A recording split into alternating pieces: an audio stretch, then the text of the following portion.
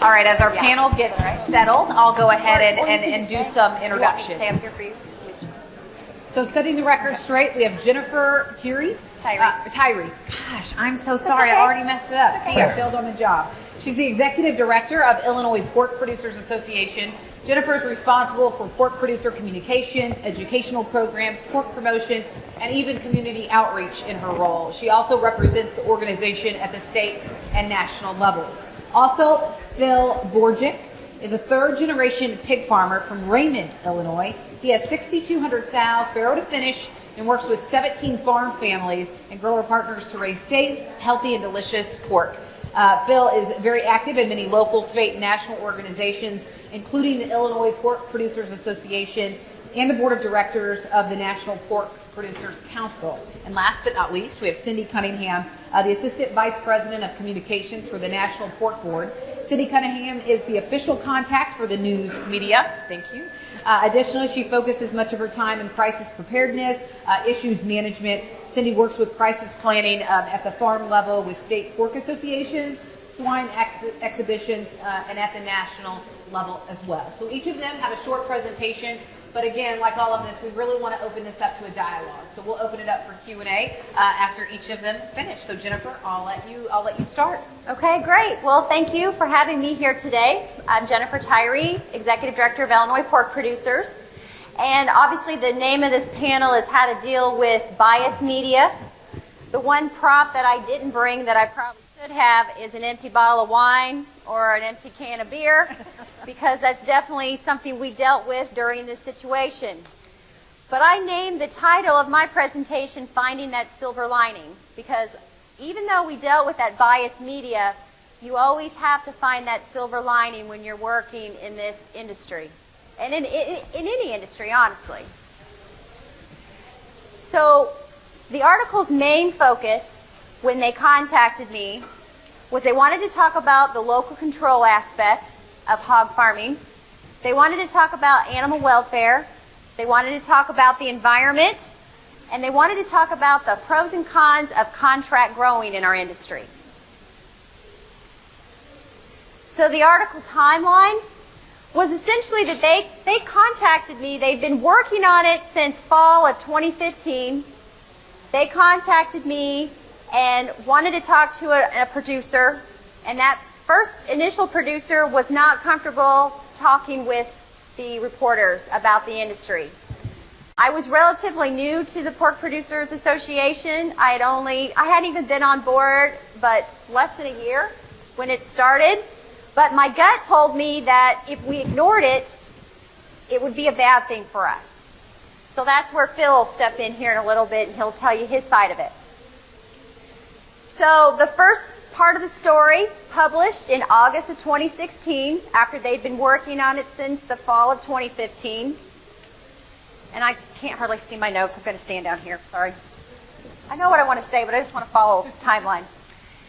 So in addition to the printed stories, they also did a lot of online components that were built into the series, and it ended up being 4 parts over that timeline, that week time frame. The major concerns of the story were the environmental community, and we were concerned that they could potentially use some of the story against us in future.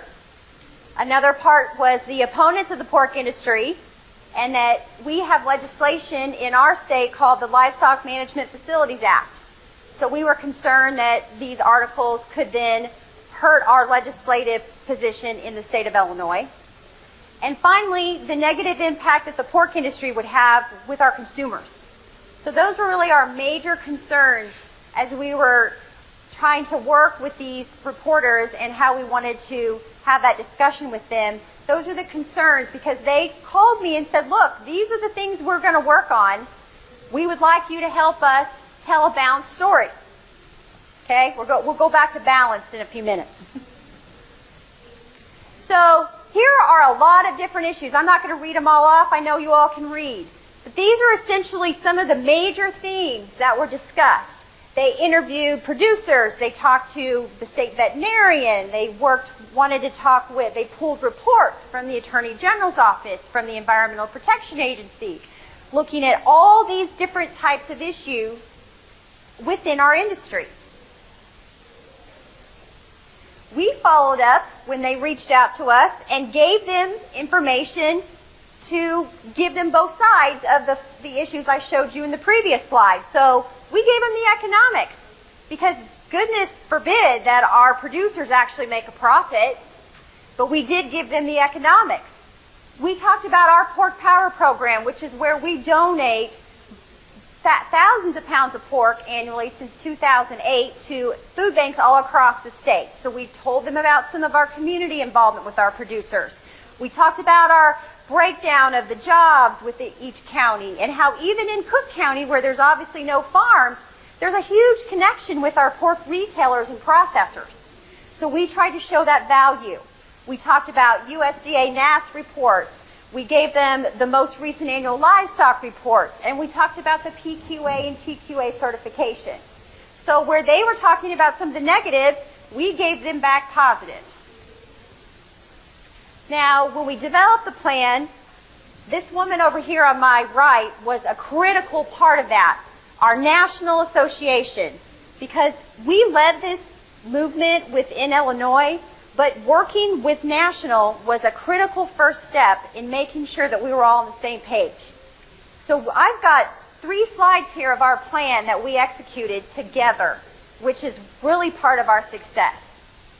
So our crisis management plan that we had developed with not just National Pork Board, but with also Dallas Hockman, I think he's in here from National Pork Producers Council, we all worked together and had conversations moving forward.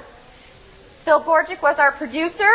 We had our Illinois State Vet available for comment, myself from Pork, Cindy from the national side. We had the AASV president. We had our Senior Vice President of Science and Technology from National Pork Board, and we had the Director of Animal Welfare. We had everyone was already ready to answer questions and be available so that we could be on top of the issues as they came out.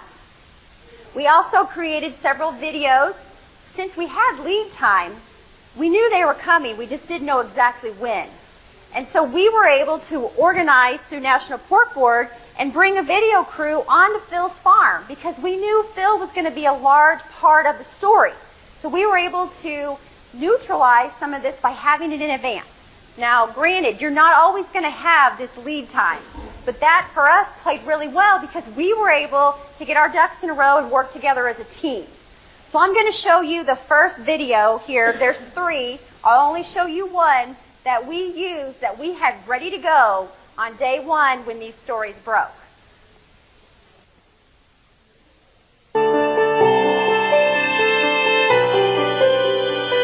I work with Borgic Farms. I come down every month and spend time with Josh and his team at the sow herd.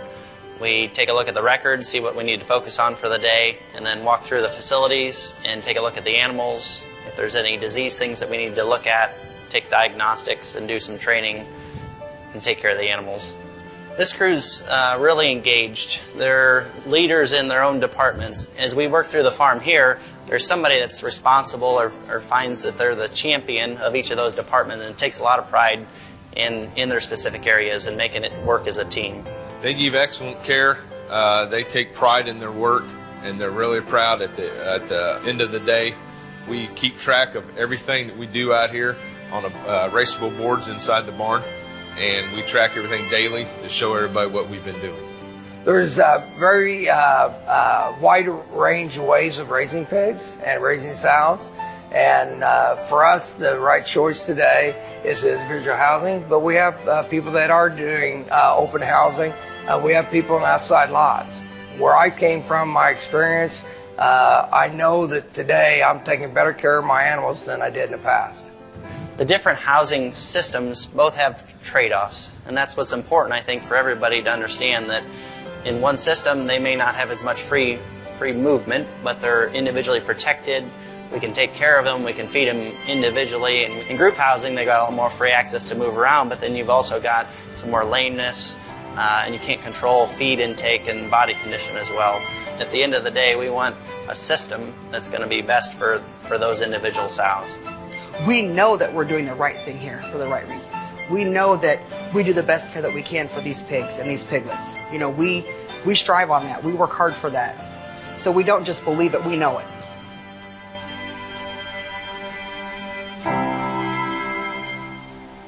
Wow, right? So that was just one of 3 videos that we had in the can, ready to go when these Tribune stories came out. And what a proud depiction of our industry by this man over here to my right. So in addition to those videos, we also worked with what we have in Illinois called the Illinois Farm Families. That's made up of our commodity partners, Illinois Farm Bureau, us, and Illinois Beef Association, and the dairy. And so we were able to share all of the videos in advance and develop a coordinated schedule for how we were going to place these things and make sure that we were all working towards the same end goal. We also had that social media campaign, so we did a lot of boosting on Facebook with these videos. We never addressed who wrote these articles. We never addressed the articles themselves, and God forbid we never shared them. Why would you give them additional mileage? But what we did was push positives. Every time there was something that wasn't coming out that was a negative for us, they were getting hit with a positive from all sides of our industry. We also worked with legislative outreach. We wanted to make sure that we have a lot of legislators from the Cook County area that don't have farms in their backyard. And we wanted to make sure that they knew that we wanted to be as transparent as possible. We wanted to make sure that they knew that we would be able to take them on a farm visit if they wanted to learn more, not to just make the assumption that the story was the truth, but to talk to us and allow us to tell our side. We also had a visioning session last summer in July before the stories came out. We had USFRA folks come and talk to our producers about how to deal with the media, how to deal with some of these issues. We had a letter to the editor campaign prepared, and Cindy will talk more directly about the National Pork Board daily monitoring. So the silver lining. What we ended up doing from that is knowing that we've got to continue to grow, we've got to engage, and we've got to be relevant. So our relevance, we continue to push that economic. We want to explain to individuals, not only consumers, but just anyone in general, that we have such a presence in our state. We're the 4th producing state in the country, and we bring jobs and we bring economics back. So we want to be relevant as far as the economics. The engagement, you're not going to be able to read this, but this is a letter that we sent to all legislators in August after the story came out, and essentially said, we are wanting to be transparent. We are open to any farm tours. And we send this to every legislator wanting to be proactive. We also have a lot of, these are legislators from the state of Illinois that came into these barns to learn more. We encourage that. This is Lieutenant Governor of our state.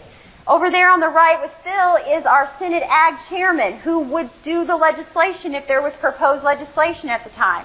So we really wanted to reach out and not waste any time. We weren't going to sit back and be reactionary. We were going to be proactive on it. Growth. So with us, we see that growth is providing that open access. We want to share our story, and we wouldn't change a thing. Would not change a thing about what we did.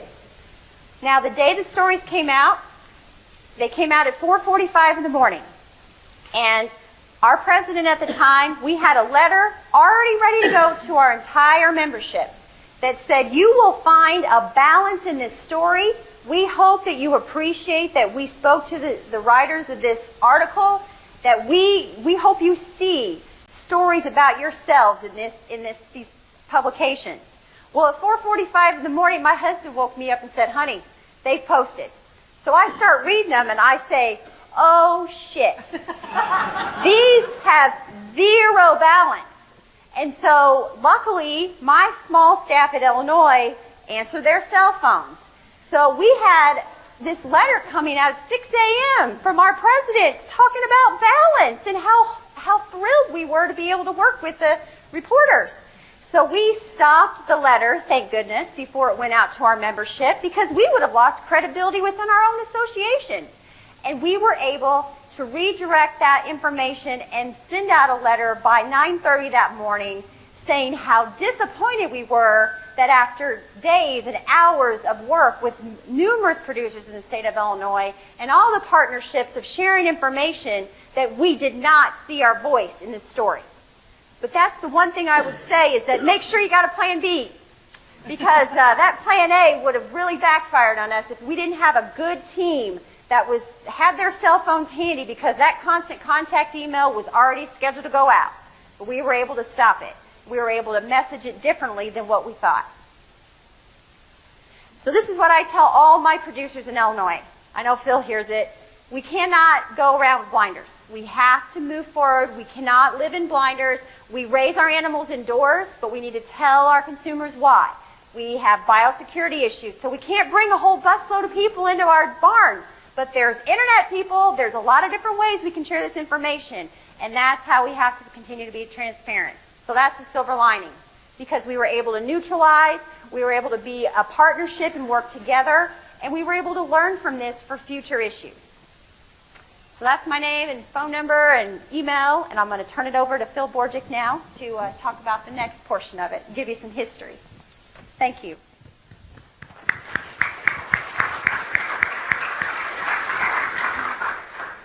Well, I had the easy part to this. As you can tell, my voice hasn't changed any. But Jennifer texted me the day that she was a follow-up day, actually, that one producer said, I don't want to talk to him. And immediately I got back to her and said, no, we have to talk to him, and I want to talk to him. And if you read the articles, you might say that we didn't have any effect. It was so biased. But I'll tell you, we had a tremendous effect. And I think the effect that we had was the timing that the article came out. They worked on this for months and spent hundreds of hours, hundreds of staff hours. The photographer came down to my farm twice. One of the reporters came to the Illinois Expo. I spent a lot of time with him there. He went to the Illinois Lincoln Museum and actually viewed the producers of my father's generation that took us from outside production to inside production. They did a very deep dive into this. And it still took a tremendous amount of time for it to come out. And the timing was that it came out during the Olympics. So if the editors of the Tribune thought that it was going to have a national effect, would they bring it out during that time frame? I would say not, because of the amount of time, the amount of resources they spent on this. But when the reporter came out to the farm, it was open book. I said, you tell me where you want to go. And we treated it as such. There was nothing we didn't show him that particular day. We opened it up. I'll back up one step. When he came to my office, pigs can't talk to us. Everybody knows that, right? I asked him, I said, how would you measure animal care and animal well-being? And he's the first one that brought up production measurements. Are they more productive today than they were yesterday? And then I brought in then how noisy they are, how calm they are, and those other things that I look at, and as I've looked at through the years on how we measure care and well-being. But so I found it very interesting that he brought in production as a measurement on that. But we went to the farm, and I could tell he wasn't comfortable with certain things. We showed him both types of housing and what happened when we mixed sows. And it was an open book and wouldn't change it. The thing that made it, in my view, successful, again, I think it has to do with the timing side of it versus what the written word was, and the follow-up was the coordination that we did ahead of time. Worked with the state side. The national side was great with throwing a team together to come out and do videos of myself and my staff on that to lighten what we really do every day. Worked with my packer. Actually asked for an audit. Cunningham audit, and we did that ahead of time, just in case. So we had things staged, not staged. We had things in order that we could very easily defend ourselves. But I don't know what you think, but I think a lot of it has to do with timing and how poor their timing was that they brought out. and how effective we were because of that timing. The things that we've heard in the last session and in this session, a couple things really jump out at us. And I was really excited, Luke, to hear some of your comments because it plays right into what we try to do. Is we look at this case study of the Chicago Tribune series and what was done and what could have been done. One of the things that we've never, ever had happen before, we had 9 months of working with the Chicago Tribune, working with those reporters, working with our producers, working with everybody who was collaborating on this situation.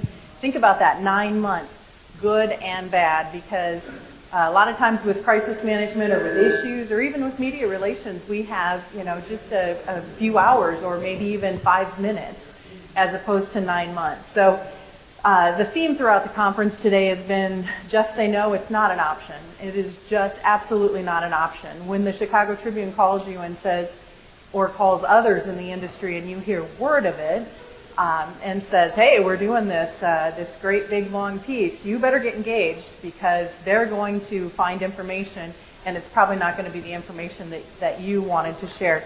The golden rule, Luke, to your point just a few minutes ago, you've got to work with these reporters and even though there may have been some language exchanged from time to time on phone calls. Not for Jennifer me. And me. It was mostly Jennifer, no. When we're talking to the reporters or trying to tell our story, you really have to follow that golden rule, do the right thing. Don't get pulled into the target zone. We're going to talk about that just in a moment here. Using all your tools to make your decisions. Just a few years ago, it was gut reaction to make decisions. Use those tools today because they're going to help others. Take advantage of the help, but don't let the friendlies make it into a bigger story, which also sometimes happens along the way. And then evaluate when you get done with a situation like this, what went right, what could we have done differently, and what will we do differently next time. Oh, those are supposed to come up one at a time to give you that wow effect. When you start to see, wow was what we felt when we started seeing these pages popping up in the Chicago Tribune. And wow may not have been the word that we used. It was interesting to see how they did this investigative series, which we had heard all along was going to be a 4-part series, and we'd heard this from both reporters. The reporters had shared that with everybody that they talked to.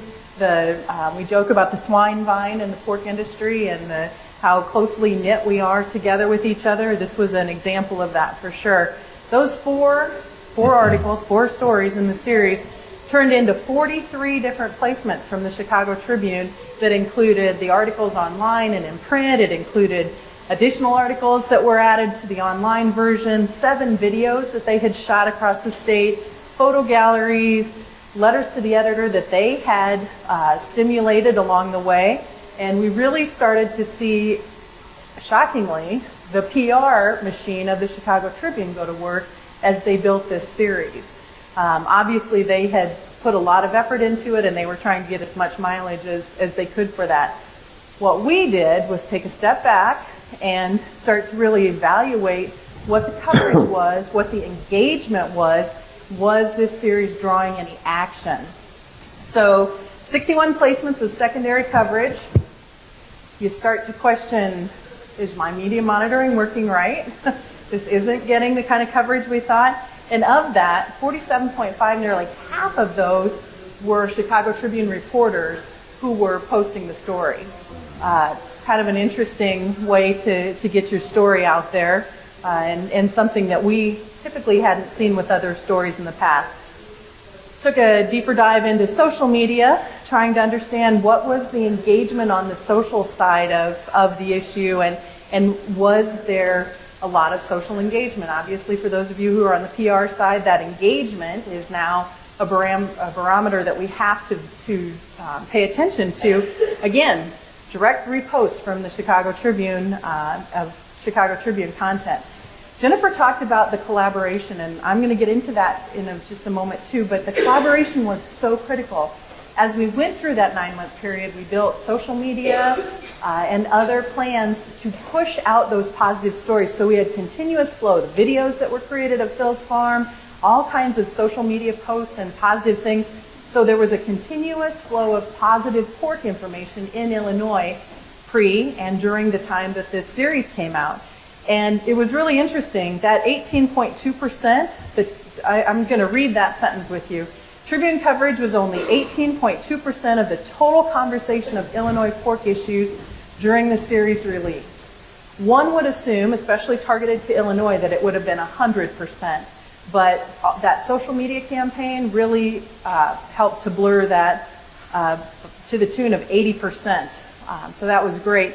Social media engagement, look at that number. 0.5% of the social media folks who are social media in relationship to the Chicago Tribune, only 0.5% engaged with any piece of this series.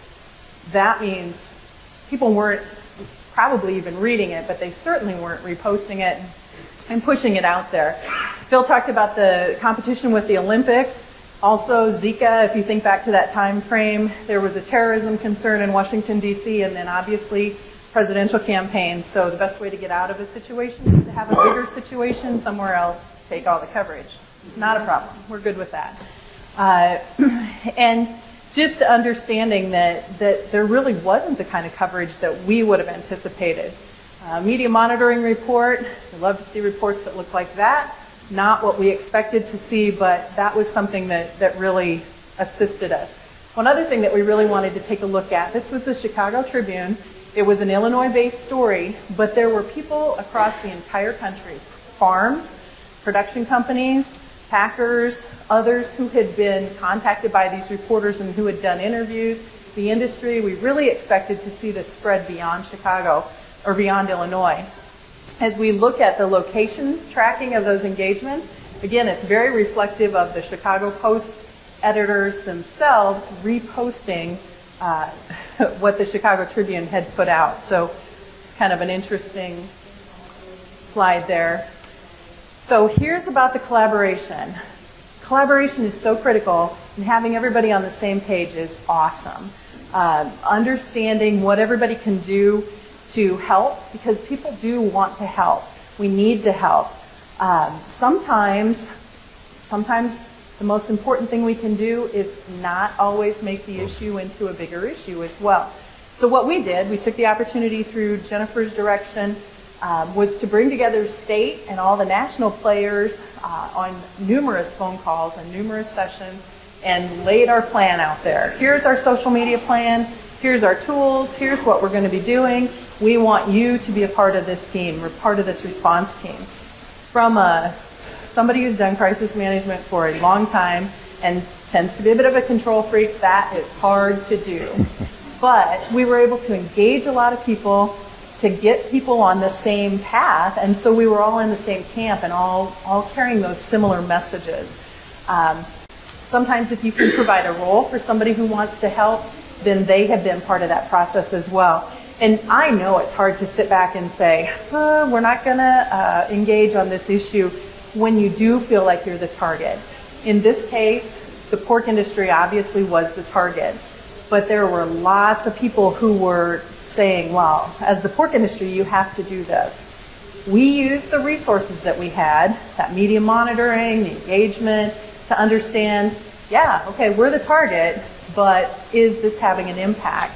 As opposed to just following that response that everybody wanted to do, which was go out and just make a giant response, which potentially would have made this a much bigger issue. So that collaboration is critical. And many of you in the room today, I was excited to see everybody when I came to this conference. Many of you in the room today were part of this response, and from the pork industry's perspective, from our associations, we want to thank you for being a part of that response. So when it's all over, Jennifer talked about a bottle of wine. It sounds like a good idea. We actually took a step back and evaluated. That's really critical when you're dealing with a situation. First of all, it's taken 9 months. So think about the resources you've allocated towards this, the effort, the information. Evaluate what happened. And it continues to happen today. Learn from that. Plan for next time. This is all basic stuff. And then finally, remember to thank everybody who was involved, because we get so swept up in the situation And then it seems like we just want to move on to the next situation. Well, the next situation potentially is going to involve all those same people again. So when you talked about building relationships, Luke, with your presentation, it's the same way with this kind of a situation. We need to build those relationships. We need to be able to work together and understand who each other are and what the motives behind working with the media are. This was an experience for us that 9 months later, I think we're better for it.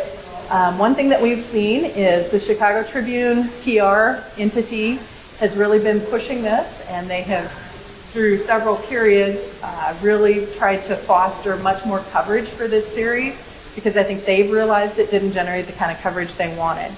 We think that that is because there may be some awards at hand. We know that they just won a major award for this.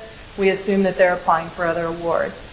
Goes back to, are you a journalist and fair and balanced? But from our perspective in this room, we need to be the ones that are standing up, having producers like Phil who are willing to stand up and sharing our story, and making sure that even if they don't want to hear us, we just keep coming and tell them with kindness and keep telling our story.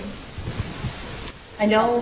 Thank you, Cindy. Yeah, we're going to open it up for questions. I'm sure there's quite a few questions for this. My first one is, Phil, I mean, you spent a lot of time with these reporters, right? And both two main reporters that you had, and they both visited your farm? Just one of them visited the farm.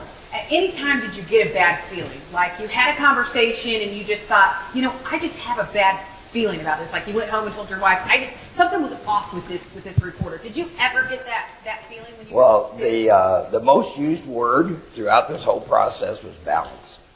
By the reporters? By the reporters, by the photographer. They said it's going to be a balanced report.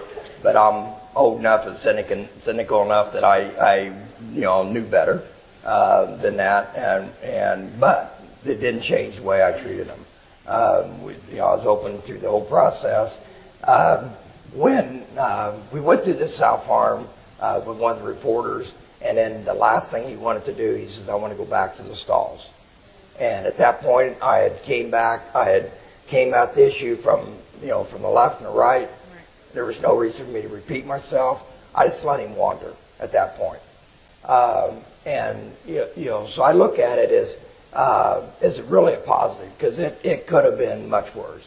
My sows could have been on the top fold on the Sunday morning, and I woke up at 4:30 Sunday morning, fully expecting pictures of my sows to be on the top fold of the Chicago Tribune on that Sunday morning, and was quite relieved. And I do look at that as the win part of this. I think there was a question back there. Yeah, hi. So my name is Michelle Miller, and I'm known as the Farm Babe on social media.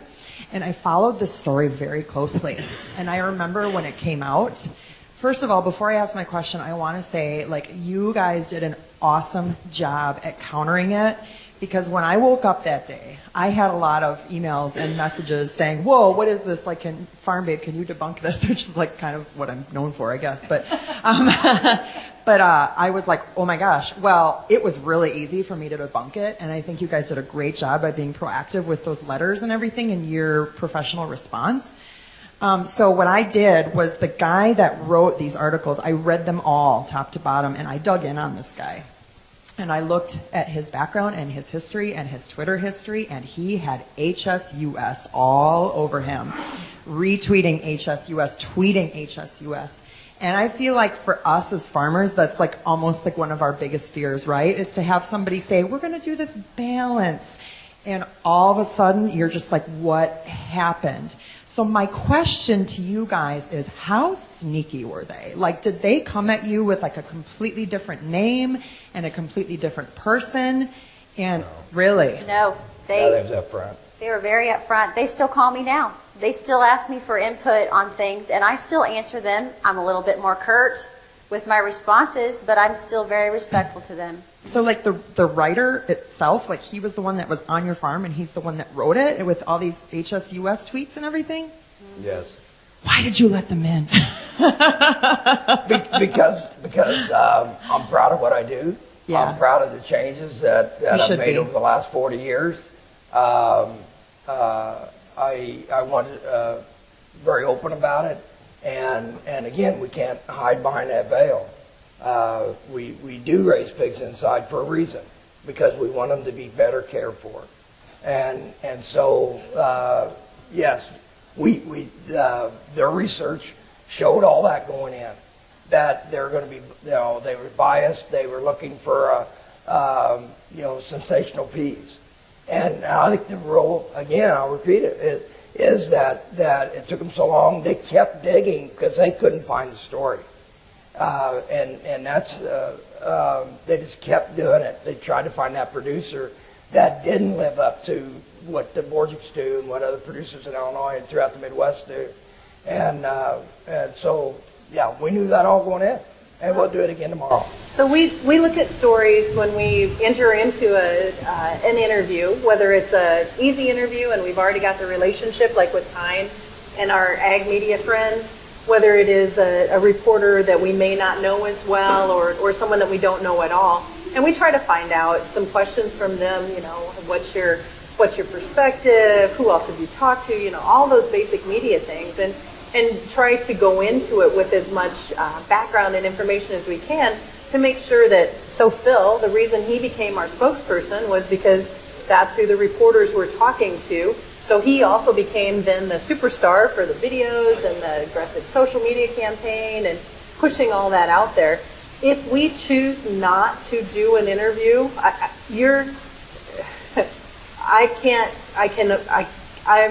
I'm going to say I can't imagine a time I would say, no, we're not doing an interview. I can think of maybe 2 in 25 years of doing media relations. We have to figure out a way to tell our story, because even though, so Phil keeps calling this a success, there are probably those of you in the audience who wouldn't see this as a success, but if we wouldn't have participated, I guarantee it would have been disastrous. That's true. Well, you guys did a really good job, on everything that y'all did. We also knew the content of what the stories were going to be on beforehand. So even though we were hoping the content was more balanced, we were able to plan accordingly with our commodity groups and have that ready to go, as opposed to reading it for the first time in August and then developing a plan after the fact. So one thing that the Illinois Pork Producers Association should be commended for is, I was on a call with them when they said, we're going to aggressively build this social media campaign, and we need to be aggressive. And that was definitely, I think, a turning point in the preparation for this situation and in how the outcome of it was. So that's, having the courage to do that is critical. Jennifer, I assume that you guys haven't had any communication with the reporter after, but you have. So, have you ever asked them what the heck happened? Where was the balance in this story? Because that would be my first question, right? We trusted, we opened up our operation, here you come, in this very one-sided story. What the heck happened? Well, I didn't take his call the next time. I made him sit on hold for a very long time. And I paced up and down the hallway, and I was mad. But after I got past that, because I didn't want my anger personally to hurt the industry or our association or any of the people that spent their time with this reporter. But I did say to them I actually have seen them in person since then.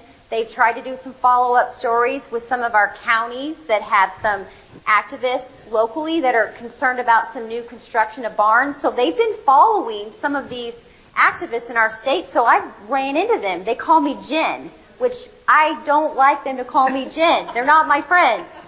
However, I did say I was really disappointed. I felt like we gave you a lot of good information that you could have put out there, but you chose to focus on that 1% of any industry. You're going to have a 1% of an industry that's not going to be the people you want to be your spokesman. And they focus on that 1%, and I did share that with them. And they said, we're really sorry you feel that way, Jen. We're really sorry. And, but then, like Cindy coached me and said, you have to be respectful, and you still have to work with these men, even though you're mad, because you just have to. It's just part of the business. So we combed through these reports, as you can imagine. First of all of them went online at the same time, which was really bizarre, I thought, as well. And their website stunk. And Remember? Nobody could get it. They were in the process of redoing their website, which also I think was a good thing for us. Plus, they charged everybody who went to their website. 99 cents. But we combed through every word of these reports, and I would dare to say there were very few people who read all of these reports because they were at length and very in-depth. But they were not factually inaccurate. They were written as a story with a lot of emotion in it and not fact. So, typically we think about how are we going to refute this? It was really hard because they didn't have factual misrepresentation. Right. Which is also something we need to think about as we're preparing to work with reporters. Definitely. Okay, one last question. We'll do it quickly, and then we've got to get to a break. I just want to commend in this case Phil Borgic here, because I would challenge many of you in your room, those producers you have on your boards, or that, who would be willing to stand up and say, I volunteer? Right. Now, because this was not about an expose on Phil Borgic or another producer we worked with. This was about on the industry. Many of the times we deal with issues related to crisis on undercover videos. This was not the case. This is about all of a sudden, we sit around and talk all the time about, let's tell our story, let's do our stuff. It's really easy to do that in a room like this, all right, because we're all friendly. We have to stop in that to say, why in the world would you ever let them on the farm? We cannot have that kind of discussion. But it does take, Phil stood up. Phil was not only a producer, stood up, he served on the national representation. So he was a board member. It takes a lot of courage for that side. But it gets back to the deal, I know what you're against. We're all talk about what we're against. We like to spend lots of time on that. It's about what we're for. And it's an opportunity to engage. And so I just want to commend that because it's an opportunity to really recognize individuals who are willing to stand up and put their integrity on the line. We heard it earlier in the when you guys were talking about the fact when you were reaching out to companies. It's very difficult to do this. And so the more that we can convince our producers to engage, regardless of what it is, whether that's bringing retailers to the farm or bloggers to the farm or any of that, it is important. So I just want to publicly thank Phil on behalf of our industry because he volunteered to do it. He wasn't picked out to do this, and so thanks very much, Phil. Yeah, definitely.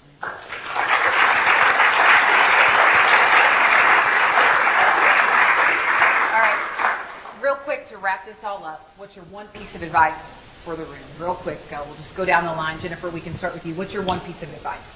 Transparency. Keep it simple, stupid. Yeah, I'm going to say the same thing. It's talk to them because if you don't, the story's going to be terribly negative, and we have to be open and honest. Cindy? Use your tools so you know what's really happening and don't feel like the target and that you have to respond and make the story bigger. All right, well, let's give them one more round of applause. Thank you.